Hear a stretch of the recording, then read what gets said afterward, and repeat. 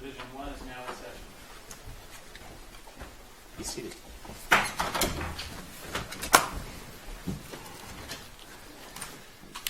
Good morning still.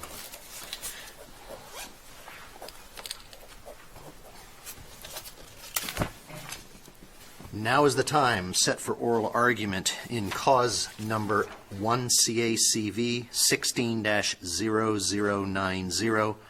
And someone can help me here. Is it BELLAS ARTES? How is it pronounced? Just BELLAS ARTES? BELLAS ARTES. Thank you. BELLAS ARTES versus ARGENTO. For everybody's information, these proceedings are being recorded, both audio and video. I don't think that's probably new news anymore, but we are obligated to let you know that. So barring any unforeseen circumstances, I would bet that in the next few days, but let's call it a couple weeks just to give the folks that have to do it the time, you're going to be able to see yourself on YouTube, and I'm sure everyone will want to sit around and watch that. Each side is going to be entitled to the customary 20 minutes. We would ask that you respect the 20-minute time period. The timer located on the podium will let you know how much time you have left. And appellant, if you wish to reserve any portion of your time for rebuttal, please let us know. We will try not to take up all your time, but ultimately your reserving of rebuttal time is up to you. We've reviewed the briefs and conferenced the case this morning. We are well aware of the facts and issues attendant to the argument, and we tell you that so you can figure out how to stylize your argument around your needs. Counsel, when you come to the podium, I would ask that you state your name and who you represent for our record. And with that, appellant, if you'd begin, please.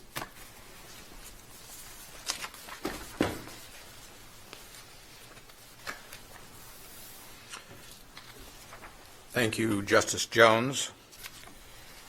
My name is Mark Nadeau. My co-counsel today is Laura Cam. We are with the law firm of DLA Piper, and we are here representing the appellant, Argento, and the two individuals, Maria and Jorge Papagno. I would like to reserve 3 minutes, if I may, for rebuttal. And Your Honors, I will attempt to speak to you in this short time about 4 topics. Number 1, the Papagno individual liability is improper and should be overruled and set aside. Number 2, Argento itself is not liable for conversion. Number 3, the damage model used here by the trial court, and indeed the plaintiff expert, is improper and flawed, and therefore, number 4, the plaintiff's expert report and opinion should be excluded, and there are mistakes within it that this court should resolve. If I may move to the first topic, individual liability is improper. Your standard of review on this is de novo. As you are well aware, there is a LLC statute in Arizona, 29651, and that protects, just as with any corporation, officers working for the company. To step around that protection and get to the individual, there must be a wrongful act by that individual. And wrongful to a high degree. Wrongful in the sense of a breach of fiduciary duty. Wrongful in the sense of a breach of trust. There is no case in Arizona that suggests anything other than that. And that would be an alteration of the usual agency liability, correct? I mean, ordinarily, an agent is responsible for his or her own acts, and then the question is, is the principal also? Well, ordinarily under the restatement, the agent is responsible only to the extent that the principal is liable for the agency action if it's authorized. If it is, of course, unauthorized, and if it is outside the scope of the agency, if you will, Judge Thompson, then, of course, I think the agent can be liable. But there's only one case that's been cited to you on that, and that's the Witt Well, I mean, decision. in the master-servant situation, the servant commits a tort, the servant is on the hook for the tort, the employer may also be. That is true, and that's in the context of a tort. Then, of course, you have intent, and you have an action taken by that person that is tortious. Yeah, I'm just wondering if your principle as to how the statute protects officers of a company, if that alters the ordinary agency principles. I think that it does, Your Honor, because they're acting within the color of the corporate authority, if you would, at that point. But regardless, here, in the context of the case that we have, this court would have to find that the trier of fact below correctly found an incident of an intentional tort, and in the circumstances here, I suggest to you, that has to be a breach of fiduciary duty or a breach of trust, and those are the only cases that have been supplied to you. You will appreciate that the Jabczynski case is a doctor in the healthcare industry, and the president of that entity is then held liable because he takes money and essentially applies it where it's not supposed to be applied at the direction concerning the transaction at issue, which was turning certain certificates into cash. Counsel, can a non-managing member of an LLC take action unbeknownst to the balance of the members of the LLC? In doing that, incur personal liability? Yes, that's the Jabczynski case. Okay. And so go ahead, I'm sorry. I think we're on the same line with this, which is that, yes, a person can act illegally, tortiously, and then that person can be liable. But in the context here of this case, you have none of that, because you have a woman, Maria Papagno, who is consulting with an outside lawyer following Arizona statutes designed for landlord-tenant disputes to conduct a lockout, ultimately a sale of the property, to take every landlord-tenant dispute in this state and say that in that circumstance, the actor for the landlord entity suddenly is at risk of personal liability is a policy shift we suggest shouldn't occur and is wrong, and occurred in this case, and therefore should be overturned. Landlords and tenants get into disputes about the lease every day, every hour in this state. And the statute provides a remedy for that standoff, which is a holdover tenant who's not paying anything and merely squatting on the property, and says you can go in, you can lock them out, you can indeed, through that self-effort, take possession of the property in there that is theirs, not somebody else's, as you know from the cases, and then you can conduct a commercially reasonable sale thereafter. Now, in the context of this case, the plaintiff here, Bella Arts, certainly could attack whether the sale was commercially reasonable. They haven't done it. They certainly could attack the nature of the notices that they got. They haven't done it. All of the notices were sent to them according to Arizona statutes, and then they filed a lawsuit on August 9th, and the sale was conducted on the 24th. They sought no injunction to enjoin the sale. So that takes us, I think, to our second point, which is Argento is not liable for conversion.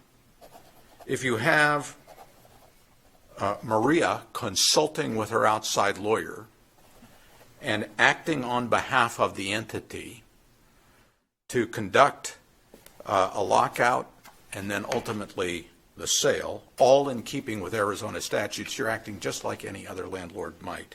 That's not tortious behavior. That is the law of this state. So then we turn to Argento itself. Let us talk, if we can, about the chronology, because it is important. Number one, the dust incident occurs on December 17. No rent is paid thereafter, through to this day. There was no response to demands for payment or to quit the premises. This is an interesting point, because remember, the trial court judge finds that at the time of the December 17 dust incident, they could quit or surrender the premises. They did not. And they did not respond to letters asking them to surrender the premises. The lockout occurs 6 months later, June 10. That is followed by a notice on the 8th of July, a demand for a payment of $30,000. Think what would have happened if we could have just had a dispute about that rather than the way this case has gone. August 6th, notice of the sale goes out, saying you haven't responded to our demand for the payment, and you haven't responded to our July 8th notice. August 9, they file a lawsuit, but they do not seek an injunction. They take no steps to invoke court authority to stop the sale from going on. The sale... Counsel, this isn't this isn't a foreclosure sale. This isn't where by not forestalling, by not preventing the sale, you give up your right to object to the loss of the property, correct? Not by statute. In other words, the Madison case, which I think you're referring to on 811C, on a full waiver, is indeed concerning a deed of trust. That's not this case. But at the same time, it's instructive on what actions someone ought to take to make sure that a sale that they protest doesn't go forward. Had there been a TRO or a preliminary injunction hearing between the 9th and the 24th of August, had plaintiffs sought that relief, they could in no way have harmed the statutory progress here towards the sale, and they would have given notice to everybody about their claim to entitlement. Never at that time was there anything about an overpayment of rent or anything else mentioned. There is a lawsuit that simply says conversion, okay? So if that's where we sit, then I suggest to you, Judge Jones, that indeed you're compelled at that point in time, when you are on notice the sale is coming, to seek a TRO or a preliminary injunction, say it's not commercially reasonable, it's not being handled by a third party. This one was. It was being handled by a third party. It was an auction house. It went through the ordinary publication as the statute requires. But act. Failure to act, then to complain, leaves you, we suggest, with the complaint that the prices weren't reasonably obtained by the auction house, the funds were distributed improperly, whatever you might. And counsel, I understand your argument on that point, but the judge found that there was no, that the dust incident meant plaintiff was entitled to quit and surrender possession, meaning the subsequent sale wasn't proper.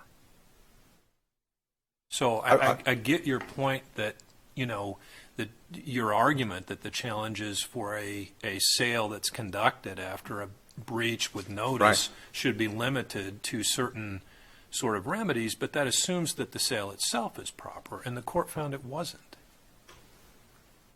Justice Thoma, if I may, I disagree. That's not what the court found. The court found that they had the ability to quit and surrender the lease at December 17th, which meant, of course, they could have removed all of their property at that time. They could have said, not a habitable premises. Mm-hmm. We are gone. They didn't do that. Absolutely. Now, there's this odd kind of 2-year, I'll call it a standoff. That's probably not a very good, where neither side appeared to do sort of much. And that created this sort of strange procedural context. You take me to my third point, thankfully. And that is, the damage model here is improper and it's flawed. Now, you have written about damage models, so I implore you to consider the way this case went down. There are actually, if you pause and think about it, 3 different incidents that give rise to damages, as alleged by plaintiff. Incident number 1 is the space delivery issue. That's space 6. Incident number 2 is the dust event. And number 3 is the conversion event. Now, as it happens in the ruling by the trial court, and indeed in the expert reports as submitted by plaintiff, all of these things are jumbled together. That's what makes this case such a mess in terms of presentation to this court and at the ultimate trial, but it also presents this court, because all of those are mixed questions of fact and law, with a de novo opportunity to say, hold it, we need to split these out. For instance, consider the space 6 delivery issue. There is no question that the lease was the written lease, the commercial real estate written lease was in effect at that time. I'm sorry, it was what? In effect at that time. The written commercial real estate lease. The failure to deliver, space 6, according to plaintiffs, occurred almost immediately. And your trial court judge, Bergen, found that because it was not delivered pursuant to 3.3 of that lease, section 3.3 of that lease, that if it's not delivered within 4 months, the lease terminates. It's done and over. She's referring to section 3.3. That's the last sentence. What's not in her ruling, and what you've not yet looked at thoroughly, I propose, is the commencement of 3.3. And that says your remedy for failure of delivery is limited. You would expect this in a commercial real estate lease. It says you do not get full-on damages. What you get is you get abatement of the rent, and you can decide to leave if you like. You can terminate the lease, and failing that, then you have accepted the property as is. I guide you, counsel, as this thing proceeds over a 2-year period, the initial premises was not provided as initially contracted for. They could either get out or abate the rent, but not forever, right? Only because and who's going to resolve the issue of the non-performance of the contract in that? The commercial real estate lease resolves it, because it says if it's not fixed, if you can abate for up to 90 days, you give notice. If it's not fixed, you can terminate, but your damages are limited.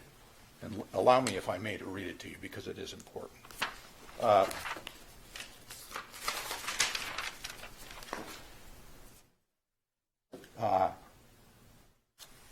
If, despite solid efforts, lessor is unable to deliver possession as agreed, lessor shall not be subject to any liability therefore, nor shall such failure affect the validity of this lease.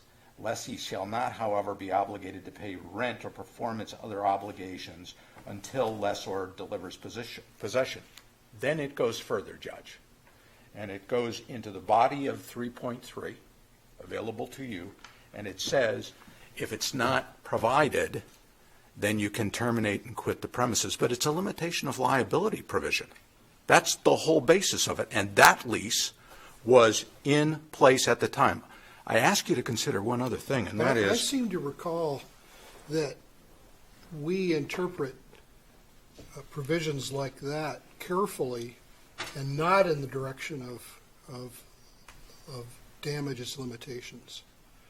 That, because, I mean, the obvious question that would raise in my mind is that it authorizes the termination remedy, but is that meant to be an exclusive remedy? Because my recollection is we tend not to find remedies that are listed as being exclusive remedies. A contract Are you incorrect about that? I think you may go too far. The point about whether or not it's exclusive or not, it says you do not create additional remedy because you're compensated according to this level. Now remember, in this case, look also at section 2.4, because that's the due diligence admission by plaintiff that they knew of the condition of the property when they moved in. They had an opportunity to inspect. There's no question here in this case that the door between the two leasehold spaces did not exist. It wasn't there. Mr. Guzman knew this and knew it well. It's a commercial real estate lease, by the way, if I may judge Thompson on this point, right? Because Mr. Guzman and his wife operate several different restaurants around town. They're sophisticated. It's a commercial real estate lease. This is not a consumer bucket where it's unfair to one party or the other. More freely indulge a damage limitation? Absolutely. And you also would, I think, be bound in the first instance by the interpretation of the contract. And if it's not ambiguous, and we think it's not, then you must find that space problem, incident one I've referred to, occurred at a segmented point in time. It had a remedy available. What happened? Argento tried to mitigate, tried to provide more space, provided bigger and better space, but only charged the tenant for the smaller space, space 6, throughout the term of this tenancy. So they had a larger, better space, and were not charged for it. So they had space 4, correct? Correct, sir. Rather than space 6. Space 4 they didn't want, space 6, excuse me, they wanted, had been promised, and it really never came to be. And who does the liability for that fall with under your assessment? If they, first of all, they must make a decision as to whether or not the delivery has failed, and if it's failed under the contract, there's a remedy. Secondly, if they accept the mitigation, if they accept 104, and they stay in it for 2 years, your trial judge found, our opponents have admitted, on a month-to-month basis, it was agreed that it would be a month-to-month tenancy. Then you get to incident 2, which is the dust, okay? But it's not an all-combined thing. The space delivery issue doesn't run on ad nauseum. Tenant must make a decision. Landlord can offer something else. They never, as you know, executed another lease. They just carried on a month-to-month basis. But after the 2-year period, I'm sorry? After the 2-year period, Mr. Mortimer went in and put the door in between their space and space 6, right? Correct. Correct. So you're telling me that after the 2 years they had no obligation to do it, but the cost was incurred to do the doorway, making space 6 available to BELLAS ARTES anyway?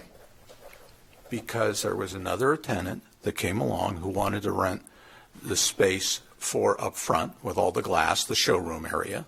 And so, yes, there was a decision, verbal, oral, whatever you like, to go ahead and do this change. Never any agreement about grinding floors, by the way, but regardless, we're putting in the door, okay, between the two spaces. But now that gives us dust incident. And I'm sorry I'm out of time here. But wait, we have a situation where they can object, but not for 2 years, to the non-provision of space 6. But after 2 years, the landlord decides to put that in because it serves his purposes better than requiring them to stay in space 4. So all this is really, kind of up to the whim of the landlord and whatever position he is in regard to the spaces that are available. Is that correct? No. You're good lawyers who you've now gone to the other side of the dial to argue the point, but the fact of the matter is, Space 6 wasn't delivered. 2 years later, another person comes along and says, I'd like the showroom space, which they have been inhabiting and using as showroom enlarged space and getting billed for the smaller space. At that point, there's an agreement among the three that the Stone Source will move to the front and have the showroom space, and Bella Arts will move to the smaller storage space. That's when the dust incident occurs. Now, I am, unfortunately, out of time. I will hope to address with you a bit further the dust incident and the expert report in my rebuttal. Thanks, Ken. Thank you.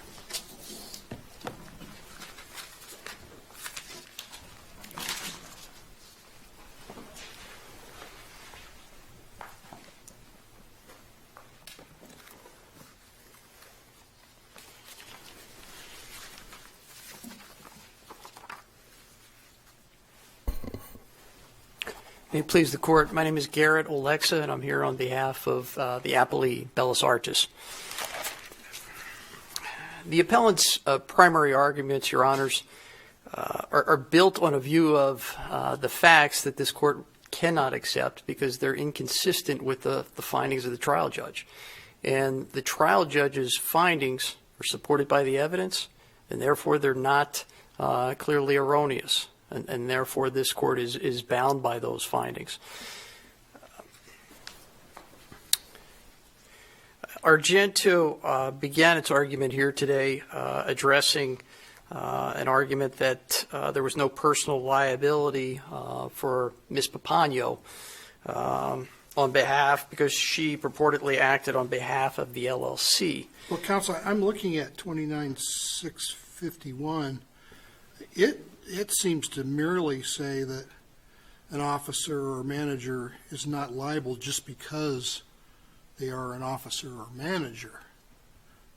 But again, my recollection of general agency law is an agent is always responsible for what the agent does.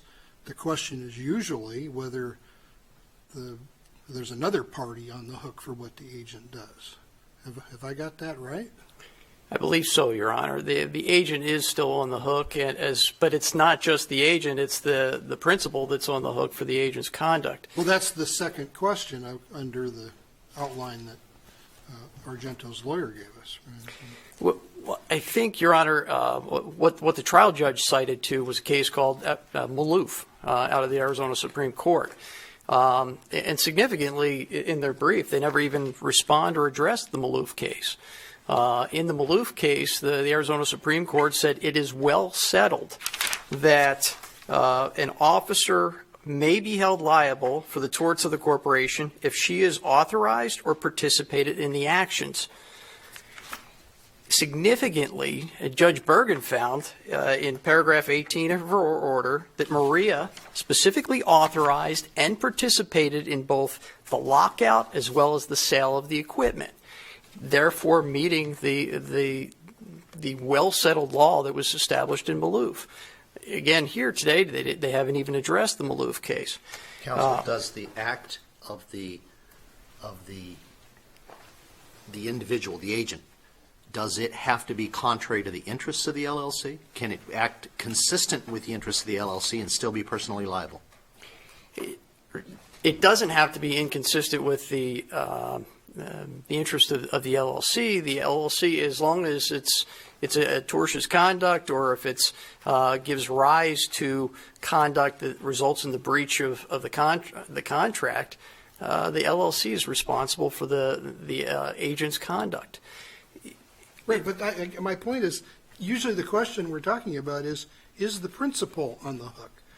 The basic notion that individuals are liable for their own conduct, I think, is pretty generally observed. And the statute is designed to protect officers and managers and other people from being held liable for things they didn't do, as I understand it. Correct, but that's not what Judge Bergen found here, that Exactly. she actively engaged. and participated and authorized the tortious conduct. Right, so I mean, but the question that counsel posed to us was does this statute alter agency law in some significant respect? It doesn't look like it to me, but. I would agree, Your Honor. I don't see it either. There was the second argument that opposing counsel raised, Your Honors, was that there was no conversion because a lien existed in this situation. And as Judge Thuma had pointed out, the court did make a finding that there was no rent due. It's in paragraph 16 of the court's findings. It specifically said rent's not owed because of the dust incident. So rent was actually abated during the period of time when they began making their claim for unpaid rents and their resultant conduct in regard to the issue of taking the property. Correct, Your Honor. I mean, the finding by Judge Bergen was that the space became untenable because of the dust incident. And under the Arizona statute 343, I believe it is, you have a duty to if you're going to rent space and charge rent for it, that you make it tenable. And over and above that, Your Honor, there was testimony that BELLAS ARTES had overpaid. And so by the time that the lockout occurred in June, they still had a credit because they had overpaid for Space 6 that they were being charged for, when in fact they were never given Space 6. It just never was delivered. The significance is that without rent being owed, there is no lien. And without a lien, the lockout is unlawful and it's a conversion. And that's what Judge Bergen found in paragraphs 16 and 17 of her order. Opposing counsel cited to the Madison case, and I believe Your Honors already hit on this. I'll just touch on it very briefly. But Madison was citing to Arizona statute 33811. It deals with trustee sales. There's no equivalent statute that would apply in a situation where there's a lockout and personal property is being auctioned off. Could it be conceived as some kind of failure to mitigate damages, or that maybe they didn't cause all your damages because you could have stopped the trustees or stopped the sale? No, Your Honor, because I mean ultimately what they're arguing is that we waive the conversion claim. Well, a waiver is an intentional relinquishment of a known right, that we knowingly relinquish that right to a conversion claim. Well, we had already filed the complaint, an alleged conversion. It doesn't get any clearer that we didn't intend to relinquish the right to a conversion claim. We filed suit and asserted that based on the lockout. Counsel, I'm intrigued by the issue of the fact that the argument being made that BELLAS ARTES should have removed their stuff from the area where it was damaged in the showroom. Were they claiming a totality of basically a total loss other than what am I trying to say? Minimal value, I think, was only in the tens of thousands of dollars for hundreds of thousands of dollars otherwise of furniture. Is that correct? So did they have an obligation? I can't think of a good parallel for you, but did they have an obligation to remove the stuff if they effectively considered it a total loss in the first place? No, Your Honor. First of all, I think what needs to take a step back in terms of, did they either need to quit and surrender the premises or pay rent? Well, I take a step back first and say that, again, looking at Judge Bergen's order, they weren't obligated to pay rent at that point because the space was untenable and the Argento hadn't cleaned the space, and they weren't going to be entitled to rent at that point until they cleaned the space, which they didn't do before the lockout. On top of that, again, I mentioned just briefly the fact that there was no rent due because of the credit, which is supported by the record at pages 58 through 60 of the trial transcript and Exhibit 30, which was stipulated into evidence, and it was really just kind of a weighing in of all the payments that had been made and all the invoices that had been sent to BELLAS ARTES. Just briefly on this point, Your Honors, too, I remind the court that there was a counterclaim for unpaid rent. And Judge Bergen found that they didn't meet their burden. They didn't show that they were owed rent. On top of it, touching again on the issue of quit and surrender, the court, in its findings, said that they were entitled to surrender the premises, but it didn't specify that they were obligated to immediately get all of their stuff out of the space. On top of that, what was going on during that time, and some of this is referred to in the trial transcript at 640 and 641, Mr. Guzman testified, Your Honors, that he was having communications with Maria of Argento's LLC, and he basically contacted an expert in remediation of furniture and tried to get someone on board that would come in and actually fix the furniture. And at trial transcript 641, he testified that Maria agreed to fix the stuff. So what was going on during that period of time was that there was some negotiation going on, and our client, BELLAS ARTES, believed that the furniture would be remediated, that the space would be fixed, and that he could go back into business. But none of that ever happened. So that I believe, Your Honors, explains why there's this period of time when they didn't just pick up and leave and immediately get their stuff out of that space. Well, related to that and related to Judge Jones's question, is there a limitation of remedies in the lease? Your Honor, We were cited to 3.3. Right. The answer is, Your Honor, I don't know, and the reason I don't know is because it wasn't raised before the trial level. It wasn't raised at trial. It wasn't even raised in their brief. I mean, I recall cases where a contract provides a particular remedy, and then there's an issue as to whether that was intended to be the sole remedy or it was intended to simply be a supplemental remedy. And my recollection is that the presumption is against limitation of remedy. And that's, excuse me, Your Honor, that's my understanding as well, is that those type of provisions aren't exclusive remedies, and therefore it didn't impact what the judge ruled here, and it's certainly not counter to what the Judge Bergen found. There was some argument, Your Honors, about, I believe that counsel was going to get into that there was an inadequate support for the expert testimony. That argument, if it comes up in rebuttal, was waived. The controlling case, Your Honors, is a case called Estate of Rynan out of, it's an Arizona Supreme Court case. And it indicated that if you're going to make a foundation objection to an expert's testimony, that you have an obligation to make that objection contemporaneously with the testimony. No objection was ever made. During the testimony, you'll see Mr. Kennedy's testimony at trial transcript 194 through 198 and 254 through 256. Significantly, Judge Bergen found that Mr. Kennedy, our BELLAS ARTES expert, was substantially more credible than the testimony offered by the opposing expert. So even if it hadn't been waived, the point, Your Honors, is that Mr. Kennedy offered substantial testimony setting forth what he was relying upon in support of his damage opinion, and the court found that testimony to be very credible. Does that credibility call, though, eradicate the double dip question? Or are those two different things?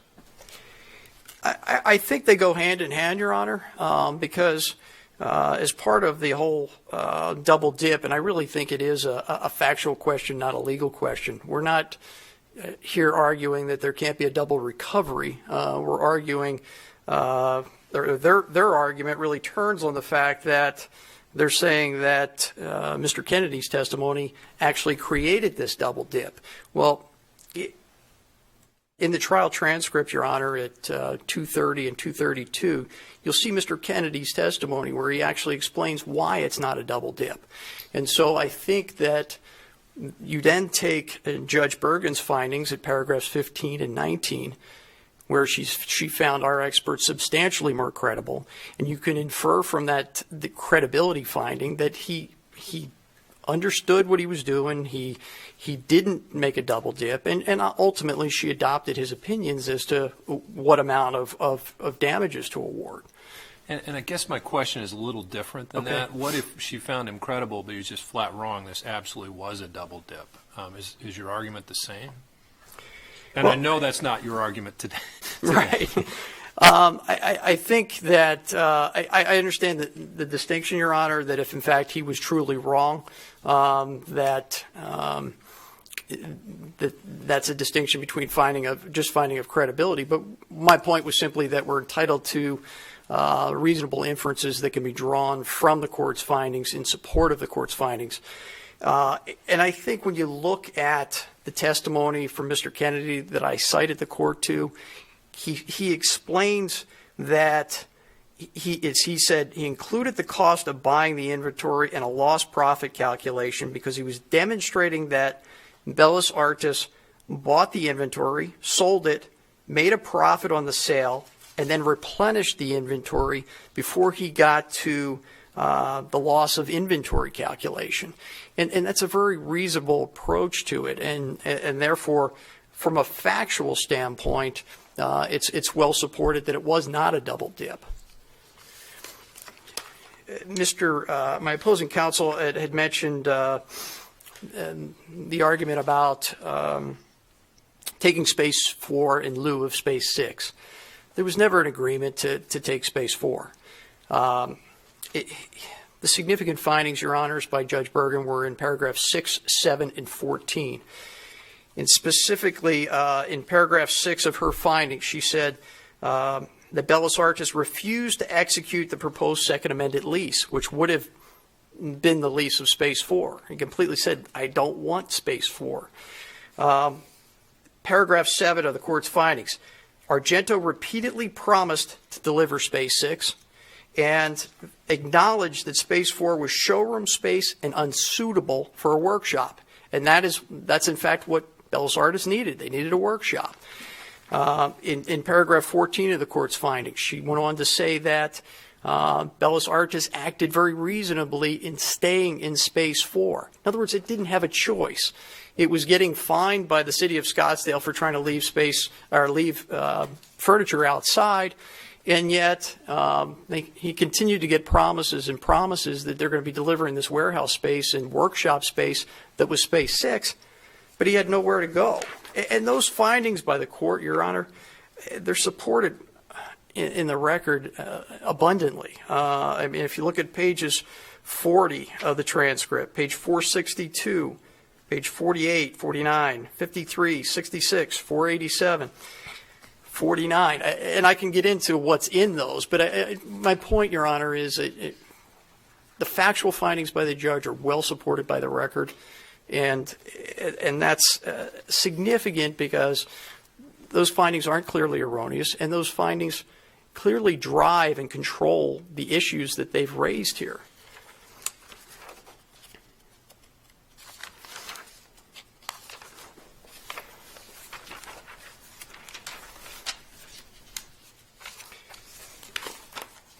One of the other issues, Your Honor, which was a significant issue in their brief, was, the argument that there was no breach because they never agreed to hire or authorize Mr. Mortimer to actually do the grinding of the floor. Well, the trial court found that wasn't true. It found otherwise. And if you look at the findings by the trial court at paragraphs 5 and 9, it rules out their argument because in paragraph 5, Judge Bergen found Argento was to make improvements to space 6, so there was an obligation there for Argento to make those improvements. And in paragraph 9, the court found Argento agreed that Mortimer would make improvements to space 6. Those Those two findings, Your Honor, are supported in the record, and I can rattle off the pages again if Your Honors would like. But it's there was testimony that Mr. Mortimer had an understanding with Maria to perform the work, including the work in Space 6. And that was in the trial transcripts at 104 and 107 and 111. At trial transcript 112, Mortimer testified Maria or her daughter gave him access to Space 6 to actually do the work. At trial transcript 113, Mr. Mortimer himself testified, this isn't just Mr. Guzman, testified Maria or her daughter explained what needed to be done. Those were authorizations to go ahead and do the work. Thus, the factual findings are clearly supported by the record. I have 45 seconds, Your Honor. Was there anything else that you might have questions on? I think we're good, counsel. Thank you. All right. Thank you. Counsel, you mentioned rebuttal time, and we're going to give you 1 minute. So come on up and give it your best shot. And Thank you. Judge Thompson, as a general rule, where an agent acts for a disclosed principal in the name of such principal and within the scope of authority, such agent is ordinarily not liable on the contracts the agent makes. An agent avoids personal liability by conducting himself or herself with third parties in such a way those persons are aware they are dealing with the principal, not the agent individually. That's as to contracts? Pardon me? That's as to contracts, I think you said? Correct. Okay, and so that's from the Witt case. There are numerous string citations there and the restatement. Secondarily, But we have tort liability here, do we not? if you have an intentional tort that has occurred and you can find that in this record, I suggest to you a landlord taking action when there's a squatter. Take a look at the judge's decision, her under advisement ruling, at paragraph 16, where she says they're entitled to quit or surrender.